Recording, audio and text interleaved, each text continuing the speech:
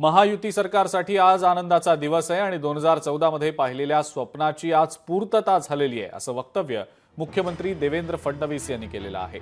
समृद्धी महामार्ग हा महाराष्ट्राच्या समृद्धीचा मार्ग असल्याचंही ते म्हणाले। तर समृद्धी महामार्ग महाराष्ट्रासाठी गेम चेंजर असून हा महामार्ग होऊ नये यासाठी काही लोक प्रयत्नशील होते अशा शब्दात उपमुख्यमंत्री एकनाथ शिंदे यांनी नाव न घेता उद्धव ठाकरेंना टोला लगावलाय। समृद्धी महामार्ग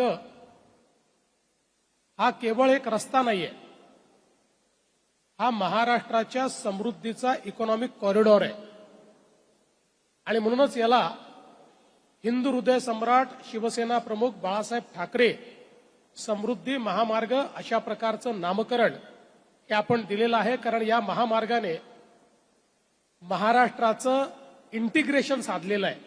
आपण 11 डिसेंबरला पहिला टप्पा केला, 26 मेला दुसरा टप्पा केला, 11 डिसेंबर 22, 26 मे 23ला दुसरा टप्पा, 4 मार्च 24ला तिसरा टप्पा आणि आज अंतिम टप्प्याचं आपण काम पूर्ण केलंय।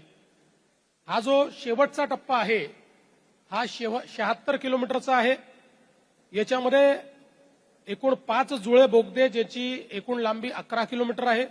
सुरुवातीच्या काळात हा प्रकल्प होईल की नाही याची साशंकता आणि काही लोकांना वाटतही होतं की हा रस्ता होणार नाही किंवा काही लोक होऊ नये यासाठी प्रयत्नशील होते।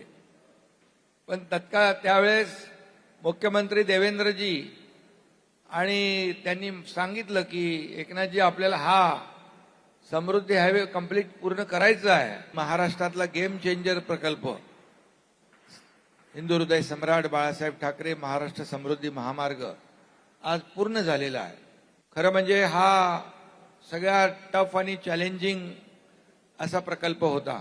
8,800 हेक्टर जमीन एवढ्या मोठ्या प्रोजेक्टमध्ये जे हिंदू हृदय सम्राट बाळासाहेब ठाकरे महाराष्ट्र समृद्धी महामार्ग आहे त्याकरता घेतलेली आहे। 546 एकर फॉरेस्टची जमीन डिसेंबर 22 मध्ये सुरुवात केली तेव्हा सगळा नव्हता, तेव्हा 2 लाख वाहनं इथनं जात होती। आता मे 25 मध्ये 10 लाख वाहनं त्या ठिकाणी जायला लागलेली आहेत। ही संख्या अशीच वाढत राहणार आहे। शेवटी लोकांची सोय झाली पाहिजे, त्यामध्ये अजून थोड्याशा काही गोष्टी करायच्यात। विशेषतः स्वच्छतागृह वेगवेगळ्या ठिकाणी जर कुणाला थांबायचं म्हटलं तर काही नाश्ता वगैरे करायचं म्हटलं तर त्याही गोष्टीच्या बद्दलचा निर्णय घेतले गेलेले आहेत, त्याचे टेंडर काढले गेलेले आहेत। दरम्यान काँग्रेसचे प्रदेशाध्यक्ष हर्षवर्धन सपकाळ यांनी सरकारवर टीका केलेली आहे। काय नेमकं सपकाळ म्हणतायत पाहूया। जर या सरकारने याची श्वेतपत्रिका जर प्रकाशित केली तर अधिक बरं होईल। याचे कारण असे की यामध्ये मोठा भ्रष्टाचार झालेला आहे। हा प्रकल्प आरंभीला 55,000 कोटीचा होता, मात्र शेवट होत असताना हा 70,000 कोटीचा झाला। ज्या पद्धतीने जो भाईंदरचा जो बोगदा आहे यामध्ये 3,000 कोटी रुपयांचा भ्रष्टाचार झाल्याचं सुप्रीम कोर्टाने जसं सिद्ध झालं, तसं श्वेतपत्रिका जर प्रकाशित झाली तर यांचा देखील 15,000 कोटी रुपयांचा समृद्धी महामार्गातला घोटाळा देखील समोर आल्याशिवाय राहणार नाही। लोकशाही मराठी ऐका, पहा, जागरूक रहा।